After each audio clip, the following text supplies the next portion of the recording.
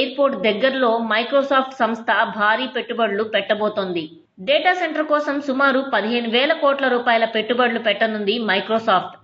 ఇక షాద్నగర్ ప్రాంతంలో టాటా గ్రూప్ వాళ్ళు టాటా సోషల్ సైన్స్ యూనివర్సిటీని పెట్టాలనుకుంటున్నారు.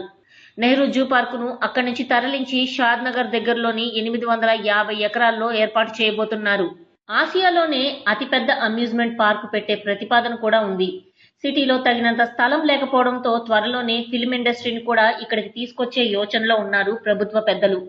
సాఫ్ట్వేర్, హార్డ్వేర్, ఫార్మసీ హబ్స్ రాబోతున్నాయి. టెక్స్టైల్ ఇండస్ట్రీ సైతం ఏర్పాటు చేసే యోచనలో ఉన్నారు. ఈ చుట్టుపక్కల ఉన్న ప్రాంతాల్లోనే ఉమెన్ క్రికెట్ అకాడమీ ఏర్పాటు చేయాలని ఆలోచిస్తున్నారు. ఆల్రెడీ శంషాబాద్ ఎయిర్పోర్ట్ వరకు మెట్రోని విస్తరిస్తామని చెప్పారు. ఇప్పటికే ఎంఎంటీఎస్ కూడా ఉండడంతో రవాణా పరంగా ఎలాంటి డోకా లేనట్టే. టౌన్షిప్లు, శాటిలైట్ టౌన్షిప్లతో ఈ ప్రాంతం కళకళలాడబోతోంది.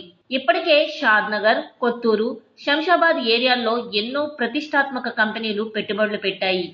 Amazon data centre, Procter and Gamble, Johnson and Johnson, Natco pharma, LV Prasad eye research centre, Asian paints, DLF projects, MSN labs, Haldiram industry, Symbiosis university, NRSA township, med stone, 1800 ఎకరాల్లో Balanagar industrial SEZ, Rajpur pharmacy SEZ, ప్రపంచంలోనే అతిపెద్ద pharmacy city DLF garden city, తిమ్మాపూర్లో railway cargo hub, expressway bypass road, engineering and medical కాలేజీలు ఉన్నాయి.